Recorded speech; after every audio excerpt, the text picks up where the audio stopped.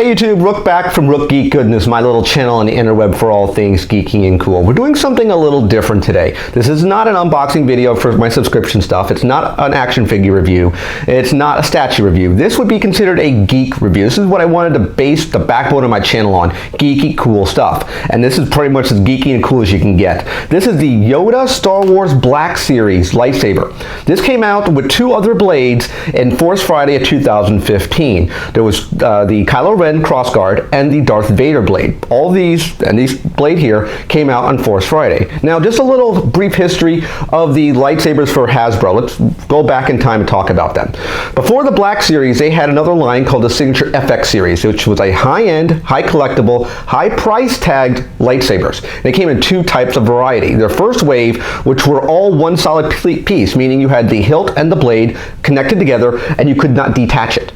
The second set of blades that came out for the Signature FX line was the removable blade, so you can actually unlock them and carry the hilt around with the blade removed. That was basically a cosplayer's dream. They loved that type of blade. Again, high price point, high collectible, high-end type of item. Now, this particular one, going to Force Friday, they released those three blades. Now, they took all the Star Wars memorabilia, toys, action figures, collectibles, as anything that was Hasbro driven, and put it underneath one umbrella, which is the Black Series. And when you basically take this out of the box here, guys, you get this item here. It comes in 4 pieces. Now, this lightsaber is connected, one solid piece. You cannot detach it. It's all one piece. It's basically metalled hilt and a plastic blade. So it comes in 4 pieces. You get the battery pack, as you can see here, guys. It takes 3 AAAs. You get the cap, which is kind of has holes drilled out of it so the sound would come out of the cap. And you have this kind of curved base. The normal Signature FX base had a base that was much different than this. It was kind of the base was situated on its side and you would just basically lean the saber inside of it. But it wasn't this type of curved base, it was a different sort of base that you normally have. Now, when you put all the items together here, when you insert the battery pack, and you may see it flash, and you activate the blade, there's an on button here, guys, if you see, right here. But great detail work that you would see here, great tooling. It has grips on it, so it looks very authentic. Now when you activate it, as you can see here, great sound, great light. It does make sound effects, as you can hear next to the microphone. Sounds very much like a lightsaber when you swing it around and swish it. Very durable. You won't, if you hit it against things, I mean, unless you smash it, you won't break it. So it's very, very durable. And when you unignite it, it makes the sheathing sound as you basically put the blade in. Now, when you display this, you can display it in 2 variations. The way I normally display it is something like this. Here, let's get it in shot. Sort of like that.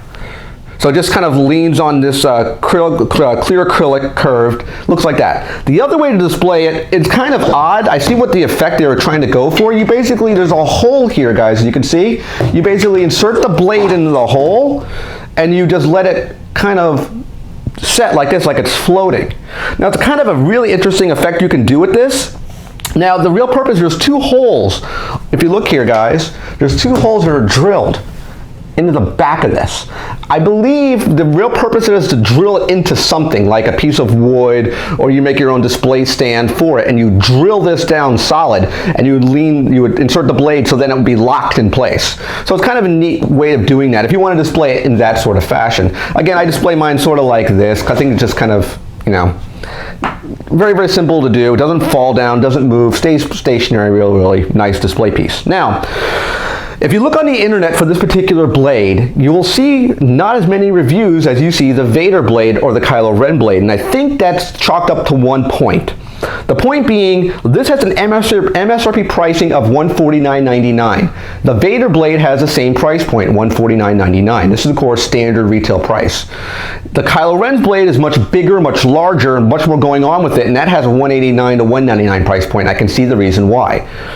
The reason why I think it is because you're getting less blade. Yoda was a much smaller character in stature, and he had more of what's called a Shanto blade, or more like a short sword than anything else. The Vader blade would come out another, you know, off the side of my screen here, guys. It'd be out to like this. So you're getting more money for the same price. So that's why I think it turned off a lot of people. I hope you guys do like this review. Remember to like, thumbs up, and subscribe. I do put out content every Tuesday, Thursday, and Sunday. So I'll see you guys in the next video. Take care, and bye-bye.